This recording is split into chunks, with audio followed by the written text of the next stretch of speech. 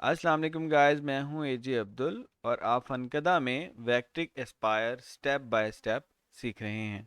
आज की हमारी इस क्लास में हम नेस्टिंग के बारे में पढ़ेंगे कि बेसिकली नेस्टिंग क्या होती है, इसको हम यूटिलाइज करके क्या फ़ायदा ले सकते हैं और ये किस तरीके से कटिंग के दौरान हमारे काम आती है। देखिए, ये नेस्टिंग का ऑप्शन है नेस्ट सिलेक्टेड ऑब्जेक्ट्स। हम बहुत ही आसान तरीके से इसको सीख लेते हैं टेक्स्ट के ज़रिए। वैसे तो आप डिफरेंट ऑब्जेक्ट्स और डिज़ाइन के ज़रिए भी सीख सकते हैं। फॉर एग्ज़ाम्पल हम यहाँ पे लिखते हैं, अपने चैनल का नाम लिख लेते हैं फनकदा बाय चैट। हमने ये लिख लिया। इसको अब जो है वो हम कोई सा भी एक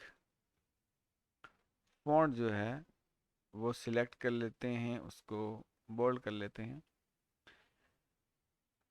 ये हमारे पास एक स्टेटमेंट जो है वो आ गई है, एक ऑब्जेक्ट आ गया है, या आप समझ लें कि बहुत सारे जो है वो आपके पास ऑब्जेक्ट्स आ गए हैं अकेले अकेले।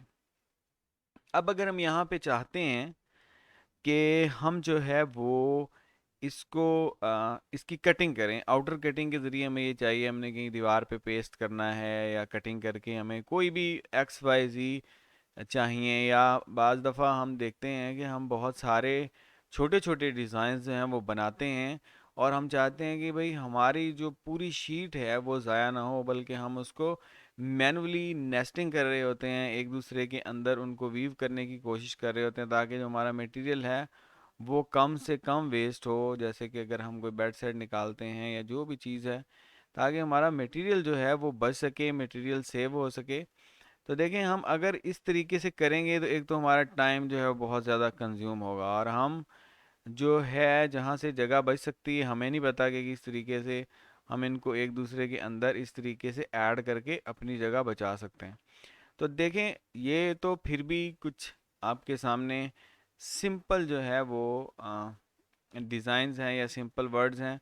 बाज़ दफ़ा कॉम्प्लिकेटेड किस्म के डिज़ाइन होते हैं और हम उनको मटेरियल बचाने के लिए कोशिश करते हैं कि मटेरियल बच जाए। तो उसका आसान तरीका क्या है वो मैं आपको बता देता हूँ बहुत ही मुख्तसर टाइम में। देखें, आपने सबसे पहले जो है वो सबको सिलेक्ट करना है, उसके बाद आपने नेस्टिंग के ऑप्शन में चले जाना है। यहाँ पे आपने अपना टूल डाया देना है। टूल डाया देने का पर्पज़ जो है वो ये है कि जो क्लियरेंस है एक वर्ड से दूसरे वर्ड का, जो फासला नेस्टिंग में ऑटोमेटिकली सॉफ्टवेयर रखेगा, उसमें टूल की वो टॉलरेंस छोड़ेगा कि टूल जो है अगर एक वर्ड को काटता है तो दूसरे के साथ वो टच ना हो।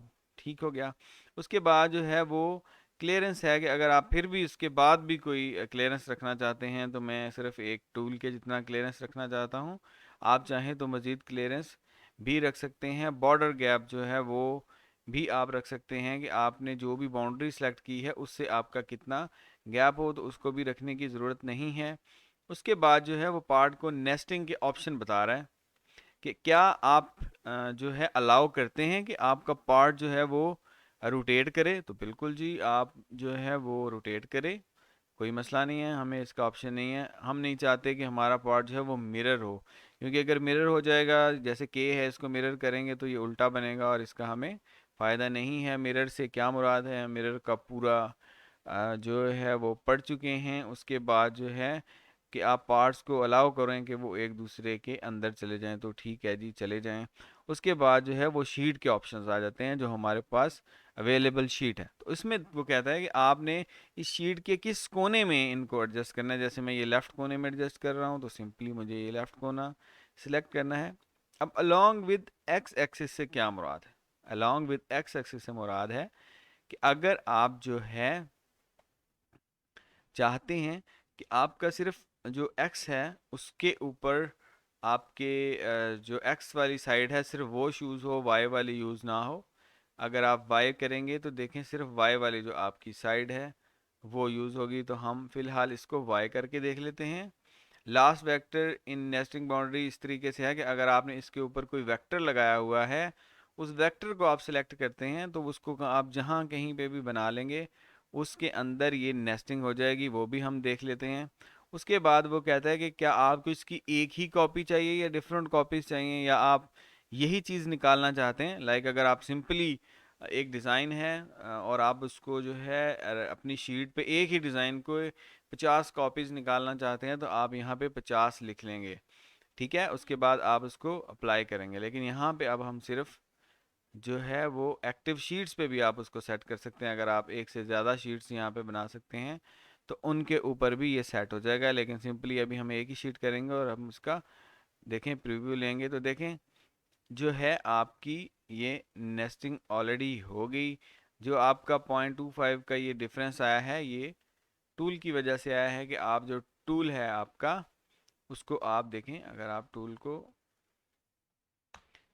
कम करके फिर प्रीव्यू लेते हैं तो देखें ये आपके और करीब आ गया। तो जो टूल का आपका टॉलरेंस है वो उसने छोड़ना ही छोड़ना है उस। चलिए इसके बाद हम देखते हैं जो दूसरे ऑप्शन हमने छोड़े थे उनसे क्या मुराद है वो, और वो किस तरीके से काम करते हैं। सिंपली आपने इसको दोबारा से रीसिलेक्ट करना है और उसके बाद जो है आपने इसकी जो है ये साइड भी चेंज करके देख लेनी है, और आपने नंबर ऑफ़ कॉपीज़ जो है उनको 5 कर लेना है, अप्लाई कर देना है, और उसके बाद जो है आप प्रीव्यू लें तो देखें जी। अब अगर हम ये सारों की कटिंग करेंगे तो हमारे 5 सेट जो हैं वो बन जाएंगे। आप 5 सेट जो है उनको एक ही दफ़ा में काट सकते हैं। उसने जितने भी स्पेलिंग थे वो उनको पूरा कर दिया, और आपका मिनिमम जो है वो यूज़ होगा। जो आपने शीट यूज़ करनी है वो मिनिमम यूज़ होगी। देखें इसने बी यहाँ पे एडजस्ट हो रहे थे, यहाँ पे कर दिए, यहाँ पे भी इसको कर दिया।